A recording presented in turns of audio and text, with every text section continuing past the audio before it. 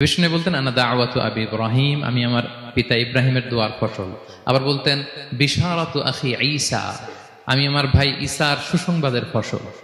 মানে রাসূল সাল্লাল্লাহু আলাইহি ওয়াসাল্লামের ইমিডিয়েট আগের যে নবী ঈসা আলাইহিস সালাম, উনি এসেই বলে দিয়েছিলেন যে ইয়াতি মিন বাদি ইসমুহু আহমদ, আমার পরে এক নবী আসবে, তার নাম হবে আহমদ। তাহলে দেখেন বিশ্ব নবী যে আসতেছে, এটা অ্যানাউন্সমেন্টের জন্য আল্লাহ একজন নবী পাঠিয়ে দিয়েছে। He is coming. বিষ্ণু ইসলামের স্ট্যাটাস বুঝতে পারছেন? হি ইজ কামিং, উনি আসতেছেন, এটা বলার জন্য আল্লাহ একজন নবী পাঠিয়ে দিয়েছেন, জিসাস ক্রাইস্টকে, ঈসা আলাইহিস সালামকে পাঠিয়েছেন। তো রাসূল সাল্লাল্লাহু আলাইহি ওয়াসাল্লাম বলতেন বিশারাতু ঈসা, আমি ঈসার সুসংবাদের ফসল। আবার বলতেন ওয়া রুইয়া উম্মি আমিনা, আমি আমার মা আমিনার স্বপ্নের ফসল।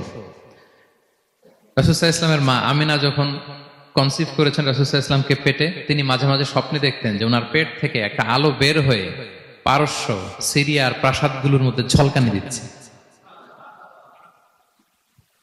নূর আদাআত মিনহু কুসুর আশ-শাম, শাম দেশের প্রাসাদগুলোকে আলোর ঝলকানি দিচ্ছে। এটা হচ্ছে একটা আলামত যে বিষ্ণু ঈসা ইসলামের শিক্ষা, ওনার ডমিনেশন গোটা বিশ্বব্যাপী ছড়িয়ে যাবে। সুবহানাল্লাহি বিহামদিহি। তাহলে আমরা হিস্ট্রিটাকে কানেক্ট করে নিলাম। বিষ্ণু বলতেন আমি আমার পিতা ইব্রাহিমের দোয়ার ফসল, ঈসা আলাইহিস সালামের সুসংবাদের ফসল, আমার মা আমিনার স্বপ্নের ফসল। এবার সামনের দিকে যাই, কি কি স্বতন্ত্র বৈশিষ্ট্য দিয়ে আল্লাহ তাআলা বিষ্ণু ইসলামকে পৃথিবীতে পাঠিয়েছেন। প্রিয় ভাইরা, কোরআনে অনেক নবীর কথা আল্লাহ তাআলা বলেছেন এবং বিভিন্ন সময়ে বিভিন্ন নবীদেরকে আল্লাহ তাআলা নাম ধরে ডাক দিয়েছেন। কি ধরে? যেমন আদম আলাইহিস সালামকে আল্লাহ নাম ধরে ডাক দিয়েছেন, ইয়া আদম, হে আদম, ইয়া আদম উসকুন আনতা ওয়া যাওজুকাল জান্নাহ, হে আদম তুমি আর তোমার বউ জান্নাতে থাকো, হে আদম, হে আদম, ডাক দিয়েছেন না? কথা বুঝতেছেন? আচ্ছা। মূসা আলাইহিস সালামকে আল্লাহ নাম ধরে ডেকেছেন, ওমা তিলকা বিয়ামিনিকা ইয়া মূসা, এই মূসা হাতে কি, নাম ধরে ডেকেছেন।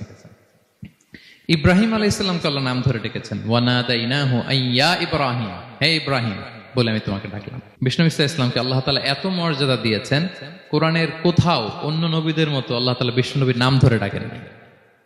যখনই ডেকেছেন বলেছেন ইয়া আইয়ুহান নবী, হে সম্মানিত নবী। যখনই অ্যাড্রেস করেছেন বলেছেন ইয়া আইয়ুহার রাসূল, হে সম্মানিত রাসূল। সুবহানাল্লাহ বলেন। 4 জায়গায় বিষ্ণু ঈসা ইসলামের নাম এসেছে কোরআনে মুহাম্মদ নামে, আর এক জায়গায় আহমদ। এই 4 জায়গায় মুহাম্মদ যে উল্লেখিত হয়েছে, একটি জায়গায়ও নাম ধরে ডাকেন নাই, বরং ওনার রিসালাত, ওনার নবুয়তের বর্ণনা দিয়েছেন। যেমন মুহাম্মাদুর রাসূলুল্লাহ সাল্লাল্লাহু আলাইহি ওয়াসাল্লাম, মুহাম্মদ হচ্ছেন আল্লাহর রাসূল, এটা একটা কোরআনের আয়াত। এখানে নাম ধরে ডাকছে? মুহাম্মদ হচ্ছেন আল্লাহর রাসূল, এখানে কি নাম ধরে ডাকা হয়েছে? না। ওমা মুহাম্মাদুন ইল্লা রাসূল ক্বাদ খালাত মিন ক্বাবলিহির রুসুল, মুহাম্মদ রাসূল ছাড়া কেউ নন, তার আগে এরকম অনেক রাসূল পৃথিবী থেকে চলে গিয়েছে। এই আয়াতে নাম ধরে ডাকছে? না। 4 বার মুহাম্মদ শব্দটা কোরআনে উল্লেখিত হয়েছে, একবারও নাম ধরে ডাকে নাই। সুবহানাল্লাহ পড়েন। আর একবার উল্লেখিত হয়েছে আহমদ, যেটা ঈসা আলাইহিস সালামের ভাষায় ইয়াতি মিন বাদি ইসমুহু আহমদ, আমার পরে এক নবী আসবে, তার নাম হবে আহমদ।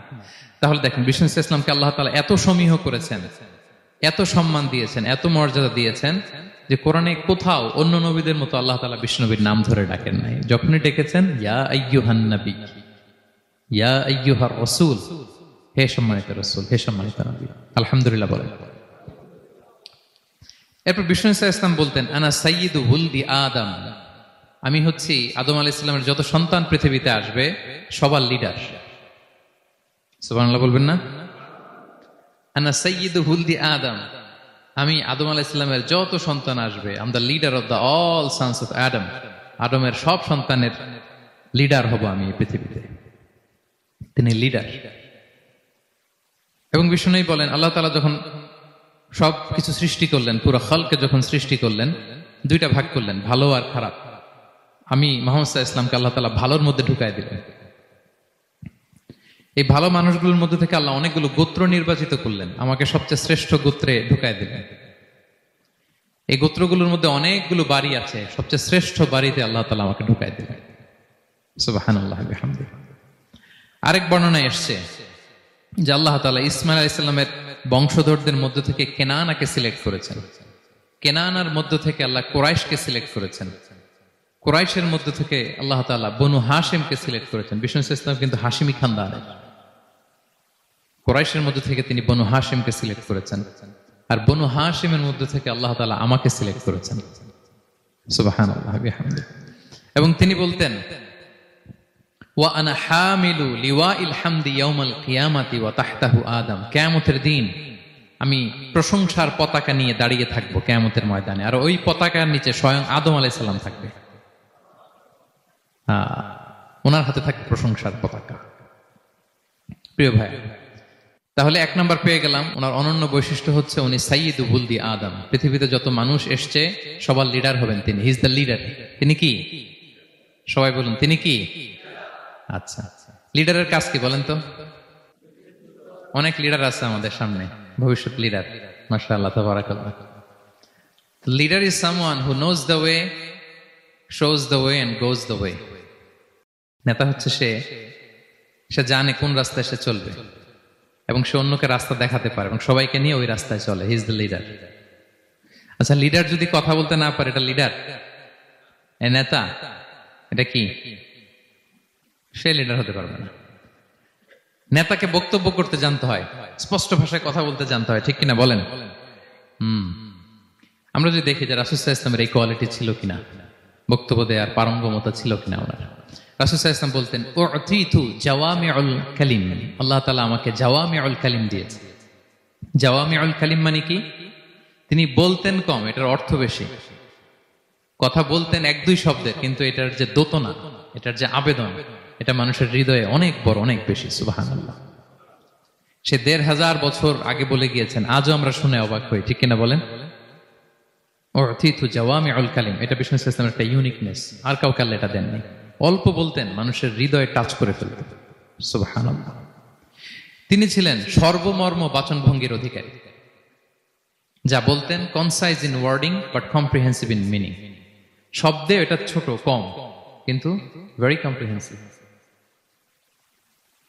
বোঝায়, ব্যাখ্যা, এক্সপ্লেনেশন এটার অনেক বেশি। Very precise and clear. যা বলতেন প্রিসাইজ এন্ড ক্লিয়ার। কতটা প্রিসাইজ এন্ড ক্লিয়ার? আম্মা জান আয়েশা বলেন, ওনার স্ত্রী কি বলেন, আমাদের আম্মা জান শোনেন। তিনি বলতেন, লাউ আদ্দাহু লাআদ্দু লা আহসাহু।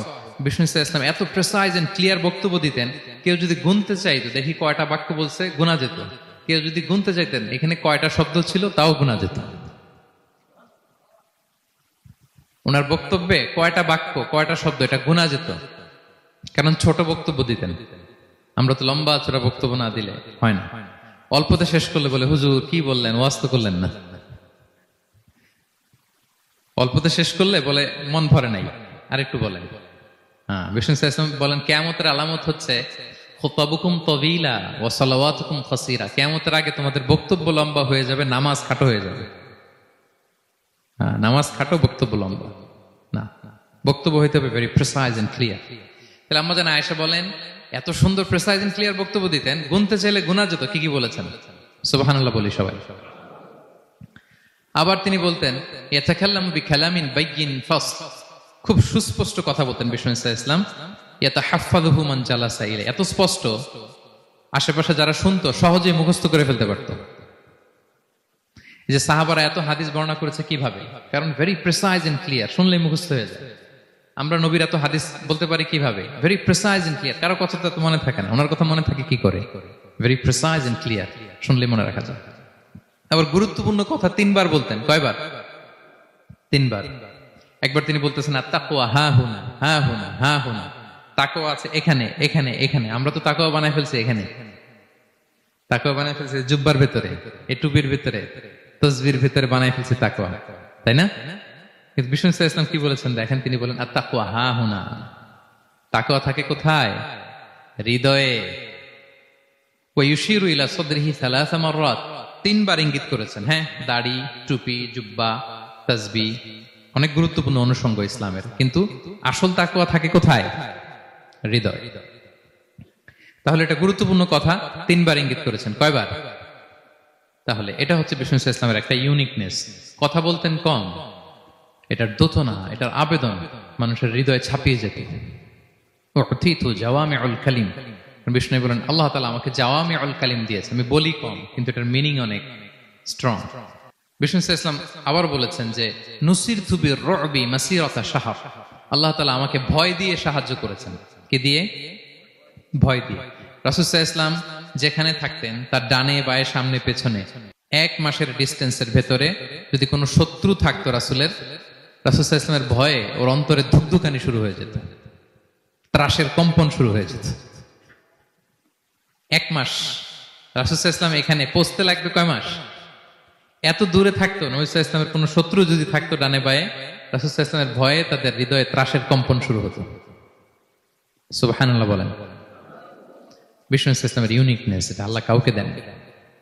ওনার আরেকটা ইউনিকনেস হচ্ছে উনি খাতামুন নবিয়্যিন, সর্বশেষ নবী। আওয়াজ করে বলেন, বিশ্ব নবীর পরে আর কোন নবী আসবে? মা কানা মুহাম্মাদুন আবা আহাদিম মির রিজালিকুম ওয়ালাকিন রাসূলুল্লাহি ওয়া খাতামান নবিয়্যিন, ইজ দ্য লাস্ট মেসেঞ্জার। ওনাকে ছাড়া নবুয়তি পূর্ণতা পায় না। সব নবীকে দিয়ে যদি ধরেন প্রত্যেকটা নবীকে আমরা একটা মুক্তোর দানার সাথে তুলনা করি, মুক্তোর দানা, এটা দিয়ে একটা মালা বানানো হবে, সেক্ষেত্রে বিষ্ণু ইসলাম হচ্ছেন সর্বশেষ মুক্তোর দানা, যেটা না লাগালে মালাটাই হয় না। প্রত্যেক নবী যদি একটা মুক্তোর দানা হয়, এটা দিয়ে যদি একটা মালা গাঁথি আমরা, সর্বশেষ মুক্তোর দানাটা হচ্ছে বিষ্ণু ইসলাম। এটা ছাড়া মালা পূর্ণতা পায় না। ওনার মাধ্যমে the door of prophecy is closed. আর কোন নবী আসবেন না। তিনি বলতেন লা নাবিয়্যা বা'দি ওয়ালা রাসূল, আমার পরে কোনো নবীও নাই, কোনো রাসূলও নাই। তবে লাউ কানা বা'দি নাবিয়্যুন লাকানা উমর, আমার পরে নবী হওয়ার যোগ্যতা যদি কারো থাকে, আমার ওমরের সেই যোগ্যতা আছে। এখন যদি কেউ দাবি করে আমি নবী, কি করবেন? সহিহ মুসলিমের বর্ণনায় খুব চমৎকার একটা উপমা বিষ্ণু ইসলাম দিয়েছেন। সেটা বলেছেন, আমার আর আমার আগের নবীদের দৃষ্টান্ত হচ্ছে এরকম একটা প্রাসাদের ন্যায়। খুব চমৎকার একটা লোক একটা প্রাসাদ বানিয়েছে, এত চমৎকার, চোখ ধাঁধানো, আই ক্যাচিং। যেই এই প্রাসাদটা দেখে সবাই অবাক হয়, এত সুন্দর প্রাসাদ। এই প্রাসাদে খুঁত ধরার মতো কিছু নাই একটা জায়গা ছাড়া, সেটা হচ্ছে প্রাসাদের কোনো একটা দেয়ালে গাঁথুনিতে একটা ইট দেয়া হয় না, সামহাউ মিসিং, একটা ইটের টুকরা মিসিং। ফলে বাইরে থেকে ঠান্ডা বাতাস ঢুকে একটু অসুন্দর লাগে। তো সবাই প্রাসাদটা ভিজিট করে বলে এত সুন্দর প্রাসাদ, কোনো ভুল হয় না, শুধু একটা জায়গায় ছাড়া, এই একটা ইট পড়ে না এখানে। এটা দিলে পুরো প্রাসাদটা পূর্ণ হয়ে যেত। তো ইটকে আরবিতে বলে লাবিনা। বিষ্ণু ইসলাম বলেন ফাআনাল লাবিনা, আমি হচ্ছি সেই নবুয়তির প্রাসাদের ইট, আমাকে না দিয়ে নবুয়তের প্রাসাদই পূর্ণতা পায় না। ফাআনাল লাবিনা, ওইখানে আমাকে সেট করে দিলেই নবুয়তের প্রাসাদ পূর্ণতা পেয়ে যায়। আল্লাহু আকবার বলেন। তিনি সবার জন্য নবী হয়ে এসেছেন, সবার জন্য। অন্য কোন নবীর ক্ষেত্রে এটা প্রযোজ্য না। আদম আলাইহিস সালাম সবার জন্য নবী হয়ে আসছেন, সবাই বলুন। ইব্রাহিম আলাইহিস সালাম সবার নবী, মুসা আলাইহিস সালাম সবার নবী না। বিষ্ণু ইসলাম তিনি সবার নবী। আল্লাহ তাআলা বলেন ওয়ামা আরসালনাকা ইল্লা কাফাতান লিন-নাসি বাশীরাও ওয়া নাযীরা, নবী হে, গোটা মানব মণ্ডলীর জন্য আমি আপনাকে রাসূল করে প্রেরণ করেছি। আপনি জান্নাতের সুসংবাদ দিবেন, জাহান্নাম থেকে ভীতি প্রদর্শন করবেন। তাহলে মেসেঞ্জার ফর এন্টায়ার ম্যানকাইন্ড। ওনার নবুয়তির কোনো বাউন্ডারি নাই, আছে? আওয়াজ করে বলুন, আছে? বনি ইসরায়েলের অনেক নবীর এমন ছিল, এদিকে এক নবী, উনি আবার অন্য জায়গায় দাওয়াত দিতে পারবেন, উনি এখানেই দিবেন। আবার পাশের আরেক লোকেশনে আল্লাহ আরেক নবী পাঠাইছেন, ওনার কাজ ওইখানে। তাইলে এই নবীর এক বাউন্ডারি, ওই নবীর। কোরআনে এই কথা এসেছে, যেমন ইব্রাহিম আলাইহিসসালাম, লূত আলাইহিসসালাম চাচা ভাতিজা, সমসাময়িক নবী। ইব্রাহিম ইসলামের একটা জায়গা ছিল দাওয়াত দেওয়ার, আর পাশে জর্ডানে লূত আলাইহিসসালামের একটা দাওয়াতি এরিয়া ছিল। তার মানে এক একজনের লোকেশন বা বাউন্ডারি আলাদা। বিষ্ণু ইসলামের তো এরকম বাউন্ডারি আছে না? আছে, আছে না? ফর দ্য এন্টায়ার গ্লোব, সবার জন্য।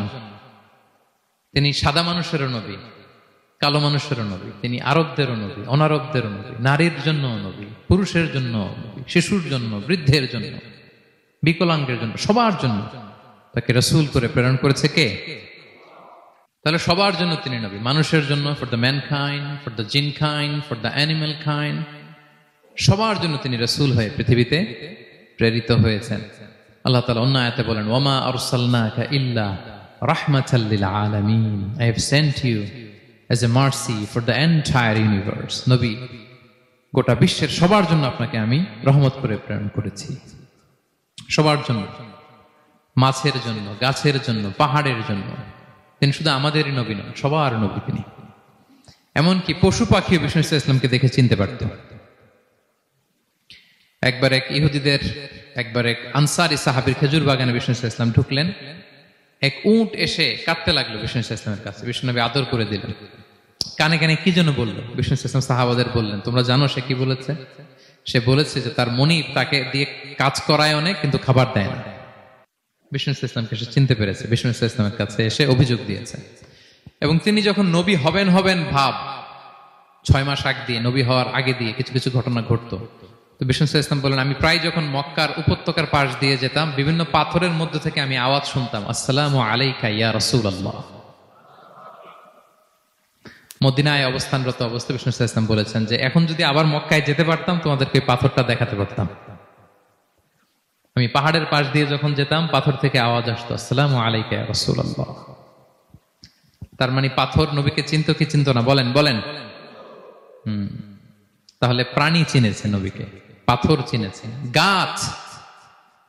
গাছ নবীকে চিনত। মসজিদে নববীতে খেজুরের গাছ দিয়ে পিলার করা হতো।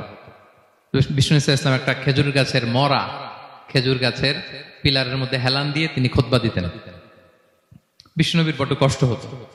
তো এক সাহাবী বলেন, ইয়া রাসূলুল্লাহ, আমার একজন কাঠ মিস্ত্রি পরিচিত আছে, আপনি বললে আপনাকে একটা মিম্বার বানায় দিব। কি বানায় দিব? মিম্বার চিনেন তো না?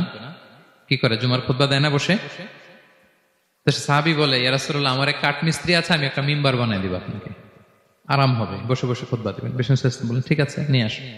কিছুদিন পরে ওটা নিয়ে আসা হলো, ফলে লোকেশন চেঞ্জ হলো। আগে একটা মরা খেজুর গাছের পিলারের মধ্যে হেলান দিয়ে কথা বলতেন, এবার ওই যে মিম্বার সেট করা হয়েছে ওই পাশে, ওখানে বসে বসে এখন তিনি নাসিহাত করেন।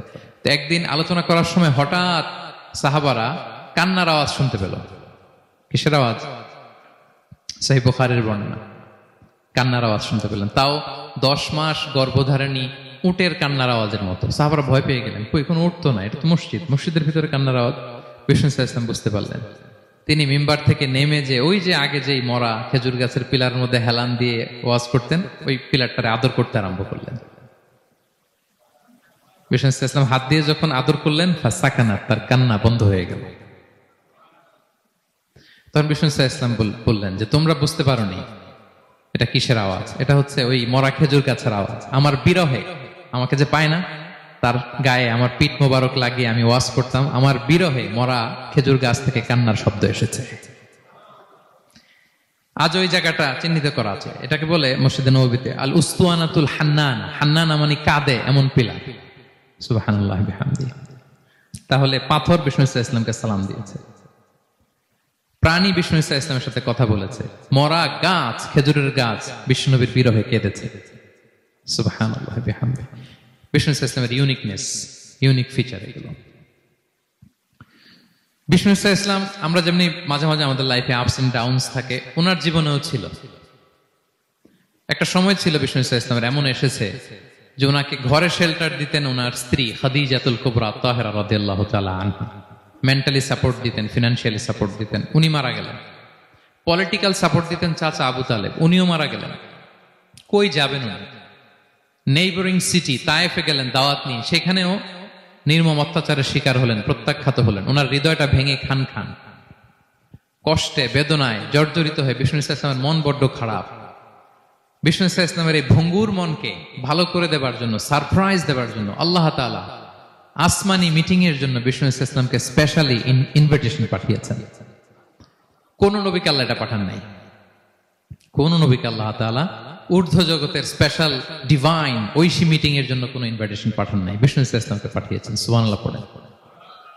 মেরাজের ঘটনা আমরা জানি না? আল্লাহ তাআলা সূরাতুল ইসরাতে বলেন, সুবহানাল্লাযী আসরা বিআবদিহি লাইলাম মিনাল মাসজিদিল হারামি ইলাল মাসজিদিল আকসা। মসজিদুল হারাম থেকে আল্লাহ তাআলা বিষ্ণু ইসলামকে মসজিদুল আকসাতে নিয়ে গিয়েছেন। এই ইসরা মেরাজ 2 পার্ট। প্রথমে এটা শুরু হয়েছে মক্কা থেকে, মসজিদুল হারাম থেকে মসজিদুল আকসা পর্যন্ত। মসজিদুল আকসায় উনি একটা স্টেশন দিয়েছেন, তারপর ওখান থেকে ঊর্ধ্ব জগতের কাহিনী শুরু হয়েছে। আল্লাহ তাআলার স্পেশাল কিছু নিদর্শন দেখানোর জন্য, বিষ্ণু ইসলামকে সান্ত্বনা দেবার জন্য, ওনার মন ভালো করে দেওয়ার জন্য আসমানে ইনভিটেশন পাঠিয়েছেন। আল্লাহু আকবার। কোন নবীকে আল্লাহ তাআলা এই মর্তবা দেন নাই, বিষ্ণু ইসলামকে দিয়েছেন। ইউনিক ফিচার, কেউ পাননি এটা।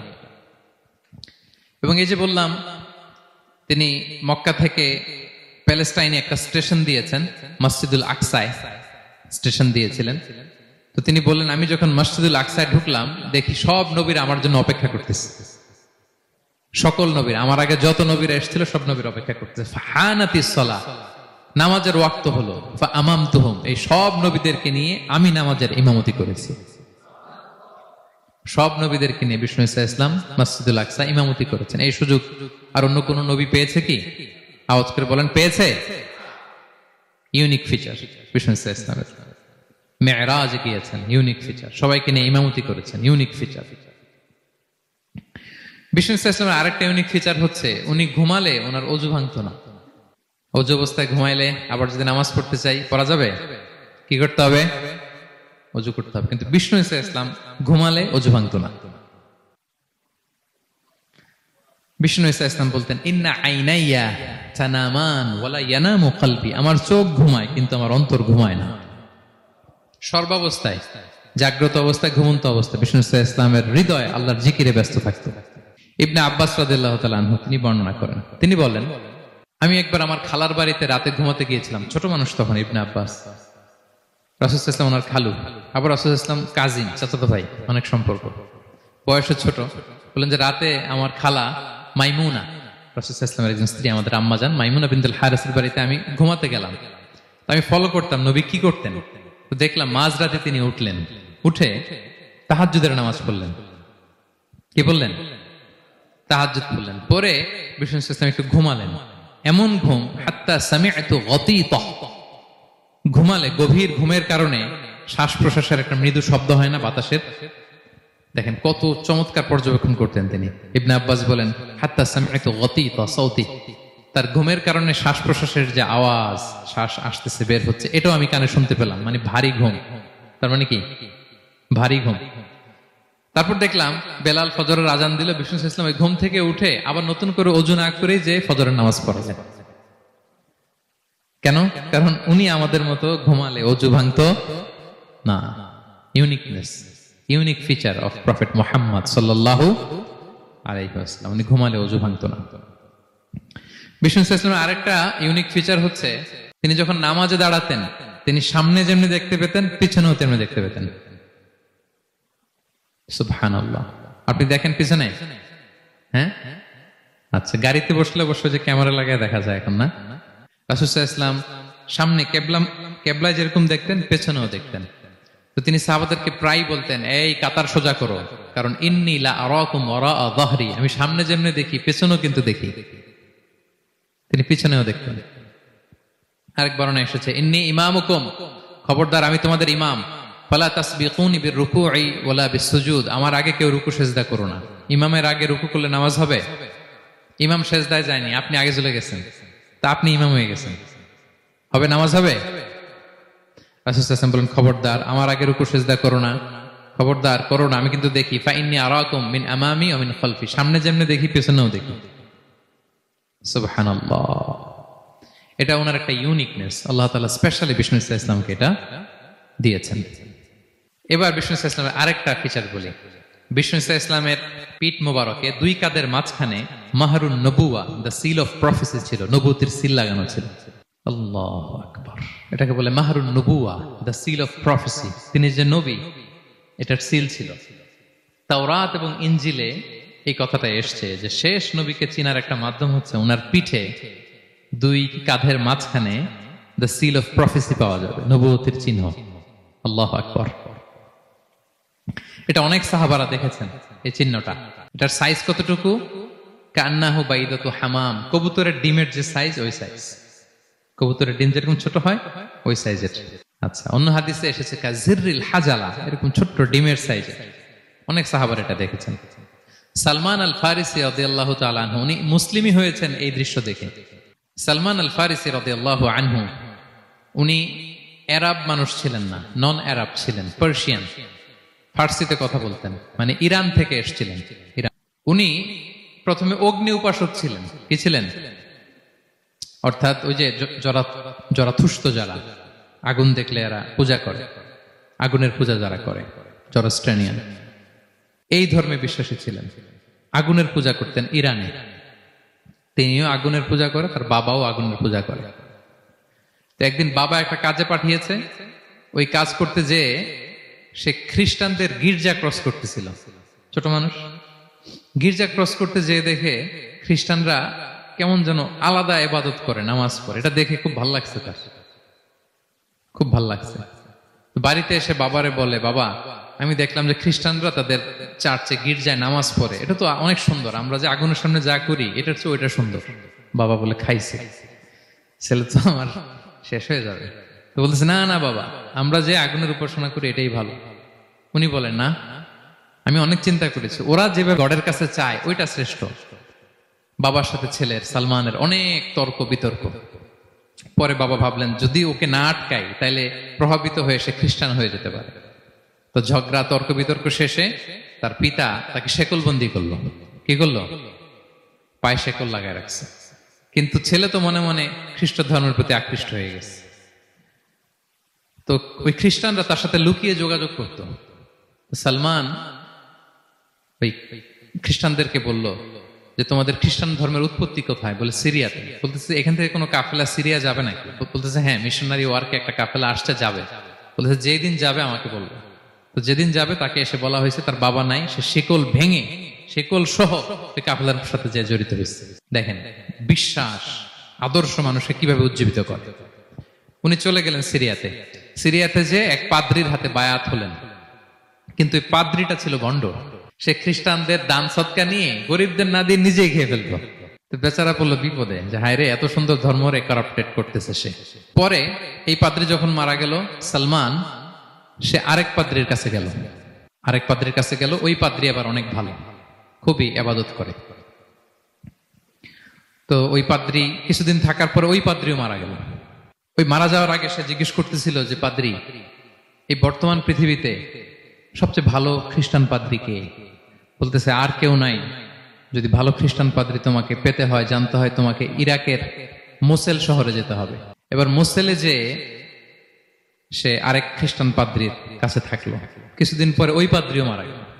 তো মৃত্যুর আগে তাকে জিজ্ঞেস করছিল যে, পাদ্রি আপনি বলেন তো, আপনার পরে শ্রেষ্ঠ পাদ্রি কে আছে পৃথিবীতে? সে বলতেছে, আমার পরে শ্রেষ্ঠ কোনো পাদ্রি আর পৃথিবীতে নাই। খ্রিস্টান ধর্ম শেষ হয়ে গিয়েছে, নাই। তবে জেনে রেখো, শেষ জামানার নবী আসার সময় ঘনিয়ে এসছে। তিনি যে এলাকায় আসবে, এলাকাটা চারদিকে পাহাড় বেষ্টিত থাকবে। চারদিকে থাকবে পাহাড়, খেজুরের বাগান, মরুদ্যান। তাকে চেনার আলামত আছে। কি আছে? আলামত আছে। এক নম্বর আলামত হচ্ছে, ওই শেষ নবীকে দানের খাবার দিলে তিনি খায় না, কিন্তু উপহার দিলে সে নেয়, খায়। আর তার পিঠে দুই কাঁধের মাঝখানে একটা নবুয়তির মোহর আছে। সুবহানাল্লাহ। যদি পারো তার কাছে যে বায়াত হো। সালমান আল ফারিসি পাগল হয়ে গেছে ওনার সন্ধান পাওয়ার জন্য। কিভাবে যাবে, কিভাবে যাবে? তো উনি কিছু ছাগল পালতেন। একটা কাফেলা তিনি পেলেন, যে কাফেলা আরব কাফেলা, বনু কালবের কাফেলা, আরব দেশে যাচ্ছে। তাদের সাথে তিনি চুক্তি করলেন যে, আমার যত ছাগল আছে এই ছাগলগুলো তোমাদের দিয়ে দিব, তোমরা কি ওই এলাকায় আমাকে পৌঁছে দিবা? তারা বললেন, হ্যাঁ পৌঁছে দিব।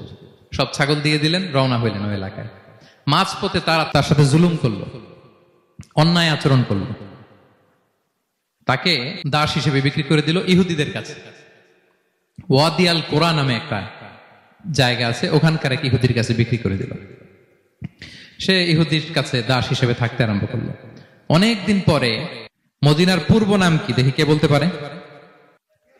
হ্যাঁ, মাশাআল্লাহ। তো মদিনার পূর্ব নাম হচ্ছে ইয়াসরিব। তো ইয়াসরিবের এক ইহুদি, বনু কুরাইজার ইহুদি, সে আসছে ওয়াদি আল কোরাতে তার কাজিনের কাছে। এসে দেখে নতুন এক দাস পাইছে, বলছে আমি কিনবো, তুমি কিনতে চাও? তার কাছে বিক্রি করে দিল। তখন ইয়াসরিবের ওই ইহুদি বনু কুরাইজার সালমান আল ফারিসিকে নিয়ে ইয়াসরিবে চলে গেল। সুবহানাল্লাহ। মদিনার আগের নাম কি? বিষ্ণু ইসলাম মক্কা থেকে হিজরত করে কিছুদিন পরে কই যাবেন? সত্যের অনুসন্ধানে যদি আপনি হন, সত্য আপনি পাবেনই, সত্যের কাছে আপনি পৌঁছাবেনই, এতে কোনো সন্দেহ নাই। দেখেন, বিষ্ণু ইসলাম ওই এলাকায় আসবেন, আসার আগে আল্লাহ তাআলা সালমানকে নিয়ে ওখানে পৌঁছায় দিয়েছে। তিনি ওখানে থাকলেন, দীর্ঘদিন থাকলেন। খেজুর বাগানে তিনি কাজ করেন। আর অপেক্ষা করেন যে কবে বিষ্ণু ইসলাম আসবেন। একদিন তিনি খেজুর গাছের উপরে কাজ করতেছেন, হঠাৎ ইহুদিরা বলা বলি করতেছে আজকে ওই মক্কা থেকে কোন এক লোক নাকি আসছে কোবা পল্লীতে, সবাই বলে সে নাকি নবী, সবাই বলে সে নাকি। এই কথা শুনে উনি খুশিতে ওই খেজুর গাছ থেকে ধপাস করে নিচে পড়ছে। নিচে পরে মালিককে বলতেছে কে আসছে কে আসছে। এই কথা শুনে মালিক রেগে মেগে তাকে মারতে আরম্ভ করলো যে তোমার জেনে কি লাভ, যাও এখান থেকে। তার মানে সুবহানাল্লাহ, সালমান আল ফারিসি তিনি জেনে গেলেন যে বিষ্ণু ইসলামের আগমন ঘটেছে। আপনারা জানেন যে হিজরতের যে রুটটা, বিষ্ণু ইসলাম সরাসরি ইয়াসরিবে বা মদিনায় না ঢুকে প্রথমে কুবাতে ঢুকেছিলেন, কুবা পল্লীতে কিছুদিন ছিলেন, মসজিদে কুবা নির্মাণ করেছেন। তো তিনি তো সত্যের সন্ধানী হয়ে পাগল, আল্লাহর কাছে সবসময় দোয়া করতেন, আল্লাহ সেই আখিরি জামানার নবীর সন্ধান যেন আমি পাই। সালমান আল ফারিসি রাদিয়াল্লাহু তাআলা আনহু ওই যে তার পাদ্রীর শিখিয়ে দেয়া যে আলামত, তিনি দেখলেন ঠিকই তো ইয়াসরিবের দুই দিকে হাররা আছে, মানে পাহাড় বেষ্টিত, আবার খেজুরের বাগান আছে। এবার তিনটা যে আলামত দিয়েছিল ওই আলামত চেক করার জন্য কিছু খেজুর নিয়ে কুবায় চলে গেলেন। কুবায় যেয়ে দেখেন বিষ্ণু ইসলাম সাহাবাদের নিয়ে বসা। তো তিনি বিষ্ণু ইসলামের সাথে পরিচিত হয়ে বললেন এই যে কিছু সাদাকার খেজুর আমি আপনার জন্য এনেছি, নেন। বিষ্ণু ইসলাম বললেন ওই যে ওদেরকে দাও, ওই যে গরিব সাহাবারা ওদেরকে দাও। বিষ্ণু ইসলাম খেলেন না, সে মনে মনে বলতেছে এই তো একটা পেয়ে গেছে, একটা পেয়ে গেছে। উনি কিন্তু খায় নাই, ধরেও নাই, বলতেছে যে ওদেরকে দাও। দিল, সাহাবারা খেল। এরপর বিষ্ণু ইসলাম কুবা থেকে মদিনায় চলে গেলেন। তখনও মদিনার নাম হয়নি, ইয়াসরিবে গেলেন। এবার কিছুদিন পরে আরো কিছু খেজুর নিয়ে সালমান রাদিয়াল্লাহু তাআলা আনহু বিষ্ণু ইসলামের কাছে গেলেন। এবার যে বললেন কিছু খেজুর আমি উপহার হিসেবে আপনার জন্য এনেছি, আপনি কি গ্রহণ করবেন? বিষ্ণু ইসলাম বললেন অবশ্যই গ্রহণ করবো। বলেই তিনি একটা নিয়ে খেতে শুরু করলেন, খেলেন এবং বিতরণ করলেন। এবার তো সালমান মহা খুশি, এই তো পেয়ে গেছি দুইটা সাদাকার খেজুর, বলেছি ধরেও নাই খায় নাই, যখনই বললাম উপহার খেয়েছে। এবার বাকি রইল কয়টা? সেটা কি? নবুয়তের সিলমোহর, দ্য সিল অফ প্রফেসি। এটা তো দেখা এত সহজ না, যদি এদিকে থাকে জামা পরে থাকলে দেখা যাবে। তো এটার জন্য প্রায় যায়, কিন্তু ব্যাটে বলে হয় না, ট্রাই করে কিন্তু দেখা যায় না। একদিন তিনি গেলেন এবং এটার জন্য তো পিছে পিছে থাকতে হবে, কি বলেন? কথা নেই বার্তা নেই, হুট করে পিছু পিছু ঘোরা যায় নাকি কারো? একদিন একটা উপলক্ষ তৈরি হলো, সেটা কি? বিষ্ণু ইসলাম এক সাহাবী মারা গেলেন বাকিউল গারকাদে, মানে যেটাকে আমরা জান্নাতুল বাকি বলি, ওই কবরস্থানে ওই লাশ নিয়ে যাচ্ছে, সবার সাথে সাথে বিষ্ণু ইসলামও যাচ্ছে। তো এখন তো একটা সুযোগ, পিছনে পিছনে যাওয়া যায়, কি বলেন? এইবার সালমান এসে পিছু ছাড়ে না, নবীজির পিছনে পিছনে যায়, কিন্তু স্বাভাবিক যাওয়া না। একটা আছে সিম্পলি হাঁটা, এরকম না, একবার এদিকে যায়, একবার ওদিকে যায়, একবার এদিকে যায়। আর অন্য সাহাবারা মনে মনে ভাবে ঘটনা কি, এরকম করে কেন লোকটা? কিন্তু বিষ্ণু ইসলাম তো জানেন কেন এরকম করতেছে, ঠিক কিনা বলেন? বিষ্ণু ইসলাম সেদিন দুইটা চাদর পরেছিলেন, একটা নিচে আর একটা উপরে, নিচে লুঙ্গি আর একটা চাদরটা দিয়ে গা ঢেকেছিলেন। বিষ্ণু ইসলাম ইচ্ছে করে পিঠের চাদরটা একটু নিচের দিকে নামালেন, যাতে করে সে যেটা খুঁজতেছে ওটা দেখে ফেলে। বিষ্ণু ইসলাম চাদরটাকে একটু করে নিচে নামালেন, নামানোর সাথে সাথে তিনি দেখলেন দ্য সিল অফ প্রফেসি, মাহরুন নবুয়া। দেখার সাথে সাথে সালমান আল ফারিসি চিৎকার দিয়ে বিশ্বনবীকে জড়িয়ে ধরলেন এবং ওই জায়গাটাতে দুই ঠোঁট দিয়ে চুমু খেলেন, কাঁদতে শুরু করলেন। বিষ্ণু ইসলাম বললেন কেন কাঁদো তুমি? এতক্ষণ আমি আপনাদেরকে যা শোনালাম, সালমান পুরো ঘটনাটা বিষ্ণু ইসলামের কাছে বর্ণনা করলেন। বললেন ইয়া রাসূলুল্লাহ, এই জন্য কাঁদি, আমি ছিলাম অগ্নি উপাসক, সত্যের সন্ধানে আমি খ্রিস্ট ধর্ম গ্রহণ করেছি। 3 খ্রিস্টান পাদ্রী শেষ করে সর্বশেষ যে ভালো পাদ্রীটা, উনি বলছে যে উনি মরার পরে আর কেউ ভালো পাদ্রী নাই, আখির জামার পায়গাম্বার আগমনের সময় এসেছে। পাহাড়ি এলাকা, চারদিকে খেজুর বাগান, এরকম জায়গায় উনি আসবে। আর 3টা সাইন বলেছে, উনি সাদাকা খায় না, উপহার নেয়, খায়, আর তার পিছনে থাকবে মাহরুন নবুয়া, নবুয়তি সিল। সুবহানাল্লাহ। বিষ্ণু ইসলাম খুশি হলেন, তাকে শাহাদা পড়ালেন এবং বললেন যে তোমার এই দাসত্ব থেকে মুক্তির জন্য কি লাগবে? সে বলে যে আমার চুক্তি হয়েছে 300 খেজুর গাছ লাগবে। কয়শো? বিষ্ণু ইসলাম বললেন কে আছো তোমাদের ভাইকে সাহায্য করবা? কেউ 20টা, কেউ 30টা, কেউ 40টা। সব সাহাবারা ডোনেট করে 300 খেজুর দিয়ে দিলেন, খেজুরের গাছ হয়ে গেল। আর 40 গ্রাম স্বর্ণ, এটাও দিতে হবে। তো কোন এক যুদ্ধে বিষ্ণু ইসলাম একটা ছোট্ট স্বর্ণের টুকরে পেয়েছিলেন, বললেন যাও এটা নিয়ে ওজন দাও, ওজন দিলে দেখবা হয়ে গেছে। ওইটা নিয়ে ওজন দেয়া হলো, দেখা গেল মুহূর্তে একেবারে সমানে সমানে 40 গ্রাম হয়ে গেছে। সালমান আল ফারিসি রাদিয়াল্লাহু তাআলা আনহু তারপর থেকে মৃত্যুর আগ পর্যন্ত বিষ্ণু ইসলামের সাথে ছিলেন, সবগুলো যুদ্ধে অংশগ্রহণ করেছেন। এবং 5ম হিজরিতে ওই যে পরীক্ষা খননের কথা আমরা জানি না, দ্য ব্যাটল অফ ট্রেঞ্চ, এই বুদ্ধিটা আসছিল সালমান রাদিয়াল্লাহু তাআলা আনহুর মাথা থেকে। এটা হচ্ছে ওনার ব্রেন চাইল্ড।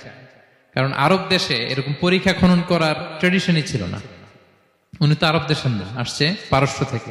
ওনার এই বুদ্ধি পরামর্শ নিয়ে বিষ্ণু ইসলাম ৫ম হিজরিতে পুরো মদিনার চারদিকে খনন করে এই পরীক্ষা করেছিলেন। সুবহানাল্লাহ পড়েন। তাহলে প্রিয় সুধী, মাহরুন নবুয়া বিষ্ণু ইসলামের একটা ইউনিকনেস, অন্য কোন নবীর ছিল না। বিষ্ণু ইসলামের ছিল কাজিরিল হাজালা, কবুতরের ডিমের মতো পিঠের মধ্যে। বিষ্ণু ইসলাম ইন্তেকালের আগে ওনাকে অপশন দেয়া হয়েছে, নবী আপনি চাইলে থেকে যেতে পারেন আজীবন, আর চাইলে আমার কাছেও চলে আসতে পারেন। You have option. বিষ্ণু ইসলাম তার রবের সাথে সাক্ষাৎকে চুজ করেছেন এবং ইন্তেকালের আগে তিনি পড়েছিলেন আল্লাহুম্মা গফিরলি ওয়ারহামনি ওয়ালহিকনি বির রফিকিল আ'লা, আল্লাহ আপনি আমাকে ক্ষমা করুন।